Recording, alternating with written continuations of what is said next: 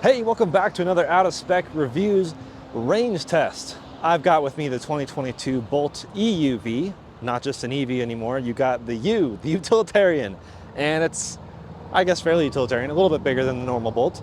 Some decent trunk space and stuff, but today I'm taking it on our special 70-mile-an-hour range test to see just how far we can go.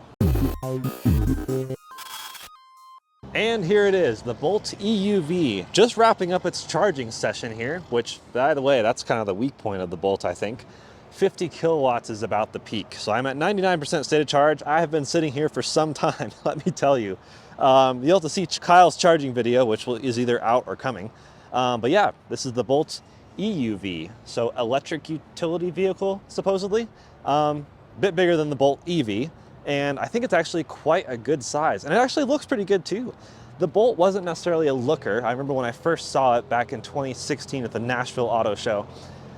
Didn't look great, but it was one of the other EV options. Other, meaning not Tesla. But I think with the updated styling, it looks pretty decent. Definitely Chevy, very Chevy, but that's fine, totally fine. And this thing is a bargain. So charging is almost wrapped up. So let me just show you really quick. No power lift gate, it's just manual. So I'm trying to see what you sacrifice by getting a Bolt over something else. Pretty good trunk space. Got an EVSE right there with Chevy badging on it. Just looks, yeah, decent trunk. And here's a big thing, the rear legroom. I'm sitting behind myself, tons of space. This is quite a good, well, okay, maybe not amazing. The back seat and my hat is hitting the headliner, but for kids, ample room back here. Can't complain. And wow, even rear heated seats.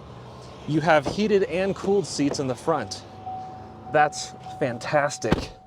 Heated and cooled seats. You have the Bose stereo, which, by the way, you also have a sunroof. It's the Sun and Sound package, that's what they call it, which is the upgraded Bose stereo, which is actually one of the better Bose stereos I have heard. I like it in here much better than the Bose stereo that's in the GMC Sierra that we had recently. Tuned for this car very well. Plus the almost panoramic moonroof is full power, which is nice. Electric or camera rear view mirror, which is fine. It's actually not super good quality camera. And Blue Cruise. This is going to be a great little range test for me here today. So Qi charger down here. You do have a sport mode in case you want to take your Bolt on the track or something. Yeah. But let's see, what other options? I mean, it's really pretty well spec'd, like I said, piano black kind of everywhere. But for all of this stuff, you're only paying about 37 grand, which is crazy. This feels pretty nice, not amazing, but like, I'm going to say on par with ID4 for less money. In fact, I like certain things about this interior more than ID4. Looks like we have wrapped up charging. It thinks I'll do 233 miles. I just reset all the trip computer and everything. It lets you get very nerdy with what consumption you're using and how all that works. So I'll show you in the car. But we are heading out. Charging just finished. 100% state of charge. The EPA claims this will do 247 miles. Now that's not necessarily highway. That is a mixed driving figure. So we're gonna see how this compares. It thinks 233. It can do up to 276 or down to 188 depending on how you drive, which is interesting. Sport mode off. There isn't actually an eco mode, so not doing that. We are off. Really drives pretty well. I think this is one of the best bargains. The EUV itself starts at $27,000, which is a phenomenal deal. And then of course, once you add the sound system, the panoramic sunroof, Super Cruise and all that, then it does creep up, but still great value. Honestly, I think it's comparable to the highest spec Leaf, and this will go further on a charge, drives nicer, looks nicer, just feels more modern than the Leaf. The Leaf is running on its own coattails a bit too long, I'd say. Can't wait to drive the Aria, but in the meantime, this is what we're working with. And this is affordable, economy-minded EVs. So we're gonna see how far we can go at 70 miles an hour. I don't know if you can hear that, but I think that's the worst blinker sound I've ever heard. So that is one thing you are sacrificing by buying this car, is any remotely good blinker sound. But I love how nerdy this car gets. You get the actual kilowatts of energy that you're using at any given moment. And you have all the screens over here for the actual charging and energy usage and everything. It's awesome. There we go. I have the steering wheel, which lets me know Blue Cruise is capable and ready. So I've got it set to 70 miles an hour. Now the first thing I'm going to do is GPS verify this. Wow, how about that? 70 miles an hour indicated is 70 miles an hour GPS verified. So that's what I'm going to do. For these tests, by the way, we run climate control on automatic at anywhere from 68 to 72 degrees because every car is a little bit different. If it has automatic fan and lets you control the speed, we do the lowest setting. This does. So I have it on auto low, so the lowest fan speed. I have the heated seats, cooled seats, all that turned off. I don't know if this has heated steering wheel, actually. I didn't see a button for that, but oh yeah, it does. Of course it does. It has everything. This Bolt is fully loaded, but don't have any of that turned on. Really is just eco-minded road tripping is what I'm trying to emulate. And the car claims it would do 233 when I left the charger. I think I will get 230. Side note, how do you love my Burt's Bees sized chapstick holder right there? That is perfect. I really do like this interior. I don't actually like buttons like this for shifting. Not a fan of that, but otherwise, fully blown. I love how big the traction control off button is. That's great. Sometimes I like to navigate to the final destination, which is the gas station. I intentionally never navigate to the charger because I don't want the car to do any sort of preconditioning. I don't know if the Bolt preconditions. I don't imagine it does with the abysmal charging speed that it has. But it also does not show you what you will arrive somewhere, what state of charge you'll arrive somewhere with. So not really any point in navigating back to it. Because sometimes I'll do that just to see what the car thinks I'll have when I navigate, you know, to such and such and then back, and see how close it is. But the Bolt, nope, doesn't matter. Anyways, beautiful, beautiful out here. Northern Colorado, southern Wyoming, just stunning views. What other EVs will I see on the road? Model Y, apparently. Yeah, so I also checked wind speed, and we'll have basically a little bit of a headwind, or a little bit of a tailwind coming out of Colorado, and then a little bit of a crosswind, about 5 miles an hour. So very minimal, shouldn't be detrimental in any major ways. Of course, a crosswind is not ideal, but it's impossible really to not have any crosswind, like very rare. So I'd say it's fairly realistic. But a crosswind is a bummer because you don't, unlike a headwind on a trip like this, I would cancel that out by going forwards and then coming back. Crosswind hits you both ways, so slight bummer there. Otherwise, really quite comfortable. Super Cruise works fantastically well in this car. Very confidence inspiring. There's some cars, like the Volvo I tested on this range test, I almost didn't want to use the lane centering because it was a bit like too jerky, like the wheel was just always rotating. This still has a little bit of that, but it's not ping-ponging in any way. It's just constant. Love it. One other thing to note here is there are no actual like battery percentage. I wish it would tell you that. It's nerdy enough to tell you the kilowatts it's using, but there's no battery percentage icon. I mean, there's kind of an icon, there's a bar. So I'll basically update you at every 25% increments like we always do, but I don't have the exact increment. So I'll just kind of guess and let you know how we're doing. So here we are at roughly 75% state of charge. Again, I can't tell exactly because, yeah, not sure. Also, I've noticed Super Cruise will sometimes not catch when I'm looking at the road. I'm looking directly at the road, and sometimes it'll start flashing this green thing, which means, oh, pay attention. And I'm like, I'm already paying attention. Apparently, like, what fixes it is me temporarily going cross-eyed, and then it catches that I'm actually looking forward. It's super weird. Anyways, how are we doing? We've gone 60 miles, which means we are on track for, let's see, the math would say 240 miles, give or take. I don't think we'll actually quite get there. I think we have a little bit of a tailwind, like I said. So I will not be going all the way to 50%, then turning around. I'll be hopefully doing it around 55%. It's going to be hard to tell because of that stupid gauge that doesn't quite tell me what I want to know. But how are we doing? I love this screen. This screen is pretty cool. Let's see, there we go. Times, or since last full charge, it's telling me like the various things and how they're affecting, but I guess I can't quite tell. I guess that's miles, like that's the miles that are in theory affected. So climate is having a little bit of effect. Of course, I would get a little bit more if I turn climate off. Technique, I guess highway driving means bad technique. That's a little funny because I haven't done any hard accelerations at all. I'm just sitting here at 70 doing nothing. And yeah, it's a pretty cool readout. I just love all these details, and that's pretty cool too. Tells you basically what I would expect. 96% is driving and everything else is climate, just 4%. No battery conditioning. So I guess it does do battery conditioning if you route to a charger. That's interesting. Makes sense. I mean, it already doesn't charge fast. You want to make sure it can charge as fast as it allows. And then it shows you the kilowatt hours actually used, which is pretty cool. So yeah, 3.5 miles per kilowatt hour so far. Let's see if that stays true. I was going to guess low threes, but maybe mid threes. We'll find out. Just going to keep going here, and I'll tune in. Basically, I'll tune in when I turn around. It won't quite be 50%, but that'll be roughly a halfway mark. Here's Nebraska.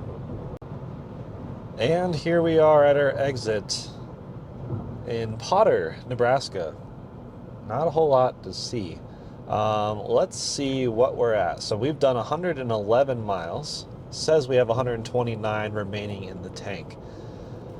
3.7 miles per kilowatt hour is the efficiency. So should be enough to get back.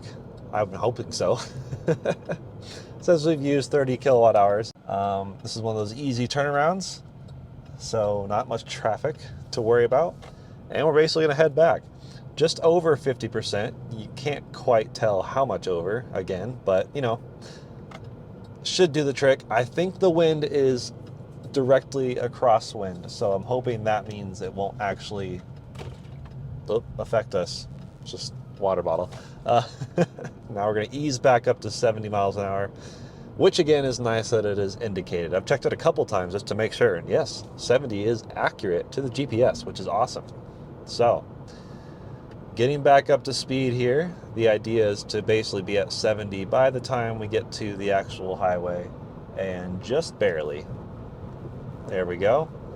And then Super Cruise, man, has been awesome.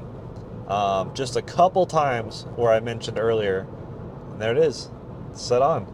Just a couple times that I mentioned earlier where it would not realize I'm looking at the road, but I'm going to say 98 or 99% perfection if I had to put a rate on that. So just going to keep driving by farmland back to Wellington, Colorado, and we'll see how far we get.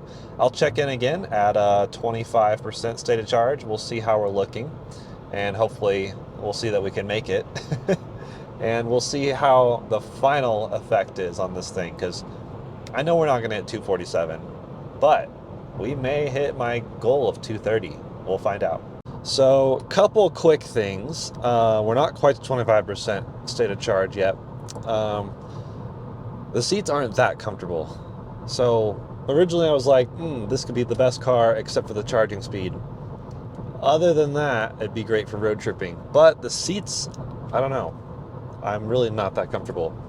The driver's side is fully adjustable, not super adjustable. You have lumbar control, but not like 360-degree lumbar control. And yeah, I wouldn't like to sit in these seats all day. This is hard enough doing a little over 3 hours of driving. And then also the climate control, as I mentioned, has auto fan speed from anywhere from 1, 2, or low, medium, or high. But you can't even get to that from the climate menu. You have to go into settings and then climate and then adjust. That's super weird to me. I wish that was an immediate button, honestly.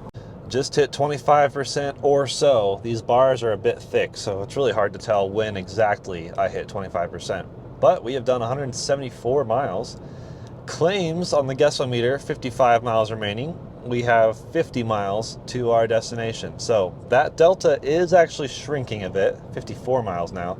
I think because the wind, even though it's a little bit of a crosswind, I think like 5 miles an hour, it was slightly tailed on the way out. So on the way back, it's a little bit of a headwind. And when I turn left on 25 to go south back to the charger, that might be a direct headwind. Another reason we do this whole loop style test is so that the efficiency affected by elevation is undone, essentially. So what goes up must come down, in other words. Onwards. I'll let you know when we get to near the bottom of the pack. If I'm not mistaken, if they haven't corrected it, by the way, this is on the newest software that is available for it, but I think when this car gets down low, it doesn't really tell you an estimate, which is a bit scary. So we'll see. I'm going to play it a bit more safe, I think, than I would another car that shows actual mileage. But we'll see. Maybe that's different. Not sure what percentage this happened at, but the battery bar turned orange. I think right about 35 miles remaining. Oh, I was blocking the camera. Super Cruise re-enabled. So yeah, not sure, but 31 miles estimated, 28 miles to the charger. So we'll see what it does at low states of charge. We always like to see whether it cuts power or how it dictates what happens at the bottom of the battery pack. Gonna be interesting. Just got the charge vehicle soon symbol, so not sure what that means either. Maybe that's 10% state of charge. And down here we can see what we've done. Almost 60 kilowatt hours of energy used, averaging 3.5 miles per kilowatt hour. Still says 96 to 4 for driving and accessories versus climate settings. That's pretty expected, I think. And impacts. Wow, so you can see there what it thinks. So the outside temperature is favorable. Climate control, if we had turned it off, it thinks we could have gotten 9 more miles. Technique, still not sure how they're calculating technique, because I've been driving very eco-minded, and I think that's just penalizing me for being on the highway for highway speeds. And then terrain is like negligible. Not sure how it even calculates terrain, actually. Quick update, now it says propulsion power is reduced, and the battery mileage estimator just went to low, which is really not very helpful. So yeah, you basically have no idea how far you can go now that you're at the bottom of the pack, which is a bit frustrating. It wasn't even down to 10 miles. I thought maybe at 10 miles it tells you you can't keep going, or it doesn't say that, but it just says propulsion power reduced. We've done 220 miles. So in theory, there's at least 10 miles remaining. So I think I'm gonna take the exit because there's no other exits close enough to really call it safe. So I'm going to take the exit for the charger and then do frontage roads, which are close to highway speeds until, yeah, not sure. There we are. We've reached the last bar of the battery meter, and now it's flashing low. So 2 miles left to the charger. I don't know how many frontage roads I'll get done, but I think I'll go till the battery bar is no longer there. That's kind of the plan. It's really hard to know. I couldn't find anyone who would actually say what this does at the bottom state of charge. So guess I'll find out and relay that information to the world. All right, here we are with that horrible turn signal noise at our exit, getting some nice regen there.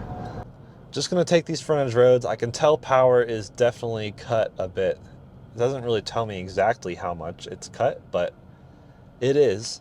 So maybe go down to the next kind of turnaround, come back.